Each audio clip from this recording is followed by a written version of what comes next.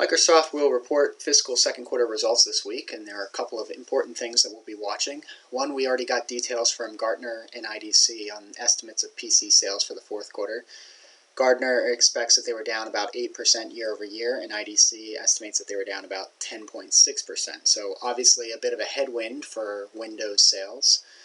But on the flip side, Windows 10 reviews are pretty strong, and the Surface Book and Surface Pro 4 launch was also very strong, so there's some good news there, and a lot of the downturn in the PC market is probably already priced into shares at this point. In this video, we're going to prepare for the results this week by taking a look at where management's guidance stands relative to consensus estimates. So for the guidance, you can access that from the Investor Relations page. Click on the Outlook file, and then scroll down to the second page. And we'll also be using our Microsoft earnings model. If you'd like to download it and follow along, please visit our website, gutenbergresearch.com. Click on the free models downloads tab. Just log in. All we need is your email to log in. And then you can scroll down to the Microsoft model. Click this button, and you see it'll pop right up. And if you're new to our approach, please click on the Education tab and click here to download our model documentation, which goes through our entire financial modeling and equity valuation approach with real-world examples. In most of these examples we're using Apple, but the approach is consistent across all the companies that we cover.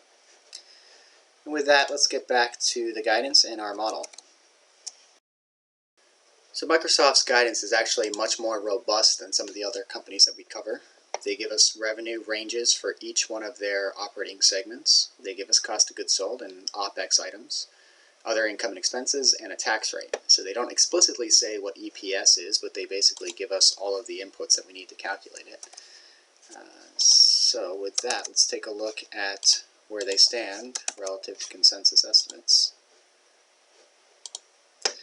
So we're going to scroll down below the income statement and take a look at our segment details. Keep in mind that they changed their method of reporting last quarter. So if you want to see historic results, uncheck this and you can see the different reporting segments. And these purple cells indicate that this is management's guidance. So you can see that for productivity and business processes, we set our revenue equal to $6.65 billion, which is the midpoint of the guided range that they gave us here. And we did that for each one of the operating segments. Next, you can see that for our cost of sales, we have it set to the midpoint of the range that management gave us. And they don't give us the specific breakdown between R&D, sales and marketing, and general and administrative costs, but they do give us the total of the three items. So we again set it to the midpoint of that range. Other income they guided to $300 million. And then they give us some guidance for unearned revenue, which you can find on the balance sheet. One other thing that they give us is the tax rate, which they expect to be between 19 and 21%. And that is in the ratio section of our model. So if you scroll down below the segment details, you can see the effective tax rate. So we've set it to 20%, midpoint of that range. So now, having plugged in all of management's guidance, you can see by this orange cell here in the diluted EPS calculation, we were able to get back to the consensus EPS estimate of 71 cents. So basically, consensus estimates are in fact in line with management's guidance heading into this release. So now that our model is calibrated to meet management's guidance and consensus estimates, we can scroll down to the bottom to see what the valuation looks like heading into this quarter. So right now, shares are trading a little over $50 a share, and that represents a PE ratio of about 17 times the next 12-month consensus EPS estimate, and that's on an ex-cash basis.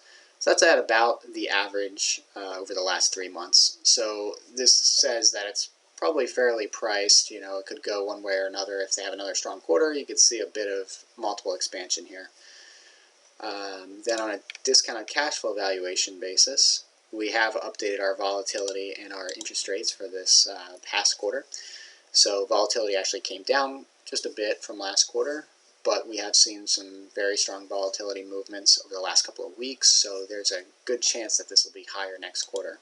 But as it stands right now, our DCF is projecting a $66 price valuation. So on a 50-50 basis, we're at a price target of about $59 heading into this release.